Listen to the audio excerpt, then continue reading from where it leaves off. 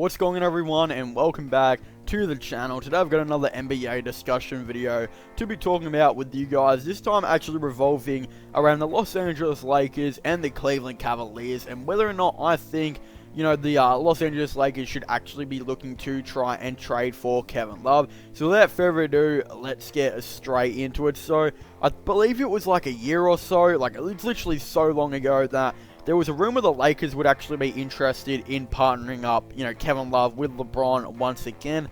But in my opinion, I actually don't really rate this idea at all. I don't really think it makes the most amount of sense for LeBron to be playing with Kevin Love again. I mean, he was alright with Kevin Love on the Cavaliers, but I just don't necessarily know if it makes, you know, the most amount of sense to, you know, kind of give it a go, because, again, that partnership was pretty average. Like, it was alright. Again, there was LeBron's played with, had a lot more chemistry with a lot of other players that he's played with before, like Kyrie Irving and Anthony Davis. Those are the two main ones that he really played extremely well with on the court. Obviously, Dwayne Wade and him did pretty well as well, but again, you feel like those two could have had more opportunities to kind of win some championships on, you know, the Miami Heat. But yeah, again, that's just, I don't really think it would make the most amount of sense at all. And also, they've already got Anthony Davis. Like, I mean, yes, Anthony Davis, you could move him to the center type of position, but why? Like, Anthony Davis has actually been playing really good at the power forward position so far with the Los Angeles Lakers for the most part of the season. I believe it's actually the first time that a player has scored more than LeBron in a season, which is actually pretty insane to kind of think about. Anthony Davis is currently averaging 26.6 points per game, 9.3 rebounds, and 3.1 assists. And his three-point shot, he definitely looks like he's actually getting a bit better. He's 33% from three, so it's not exactly the greatest, but obviously he's a great interior defender. He's a pretty nice perimeter defender as well. Some people are even saying he's the best defender in the NBA. So if he's doing that good at the power forward position, and JaVale McGee and, you know, Dwight Howard have been doing pretty good on the center position as well, why would you kind of want to go and ruin that chemistry and bring in Kevin Love? I just don't think it makes the most amount of sense at all. But obviously, Love does bring in some pretty nice attributes that the Lakers might be missing at the moment. Obviously, they don't really have a front court type of player like, you know, well, a center or a power forward that's really efficient when it does come to shooting. Obviously, you know, you got Kyle Kuzma, who's so streaky. Like, he's literally one of the streakiest players in the league. And then you got Anthony Davis, JaVale McGee, and Dwight Howard. They're super inconsistent shooters as well, except AD. You know, he's a great mid-range shot. But again, when it comes to the three-point range, pretty inconsistent here and there. But Kevin Love would definitely add to that. Like, I mean, if you brought him in, he's immediately, I was like 40% from three when he did play with LeBron. And even without a consistent playmaker throughout this whole season, he's still been 37% from three, which is actually pretty insane to think about when the best playmaker he's had for the majority of the season was Darius Garland, who's only been averaging, you know, 3.9 assists per game, and Matthew Dellavedova has only been on 3.1 as well. Like, literally, Kevin Love is second on the Cleveland Cavaliers for assists per game. So he hasn't exactly had a really good playmaker at all for the majority of the season. So I definitely think that if he was to be partnered up with LeBron again, and, you know, so even more, you know, more playmaking as well, like Rajon Rondo, then his three-point is going to go up to at least 40%, you would assume, as well. And yeah, again, he's a great rebounder. We obviously know that he's been a great rebounder for the majority of his career. He is, you know, averaging 17.6 points per game. I believe that would mainly stay the same at the Lakers, even though he'd become the third option.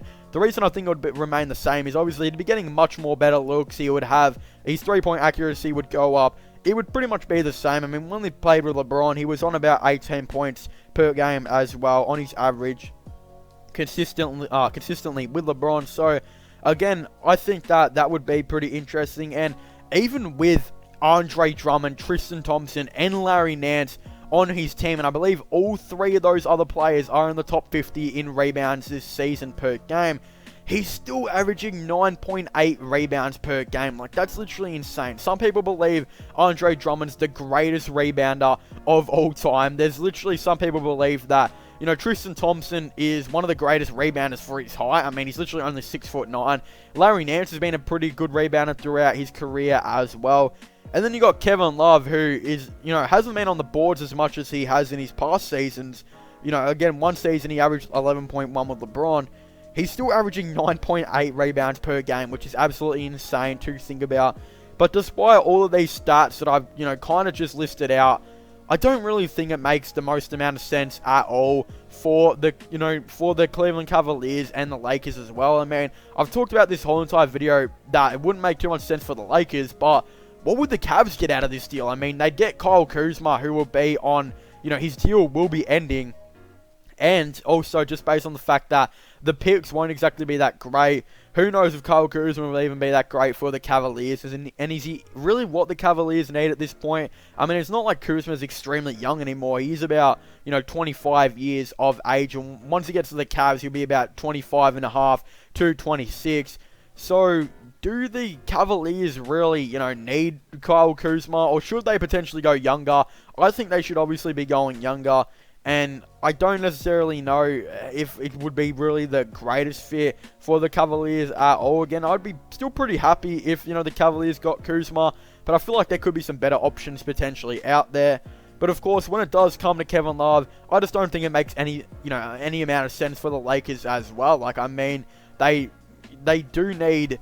Really, I don't really think they do need a, you know, kind of another forward like Kevin Love. I feel like they need a point guard, like a really decent point guard to kind of take the playmaking load off LeBron, or maybe a better shooting guard here and there. Who really knows? I don't necessarily think they need a player like Kevin Love on the team at all. So in my opinion, I don't think the Lakers should be trading for Kevin Love, and I don't think the Cavaliers should really be trading Kevin Love to the Lakers at all. But anyway, I want to thank you guys so much for watching this video.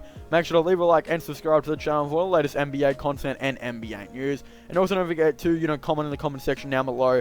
What are your thoughts and opinions on this? Do you guys think the Cleveland Cavaliers should be, you know, trading Kevin Love to the Lakers, or do you guys think the Lakers should be trying to trade for Kevin Love? Again, I definitely would like to know your thoughts and opinions on this all down below. But also don't forget to subscribe to my gaming channel and my IRL/vlogging channels. Links for them will all be in the description down below. And definitely don't forget to go check out my podcast as well if you haven't already. Links for them will all be in the description down below as well. But as I was saying, I wanted to thank you guys so much for watching this video. Make sure to leave a like, subscribe, and comment. And I'll see you guys next time. Goodbye.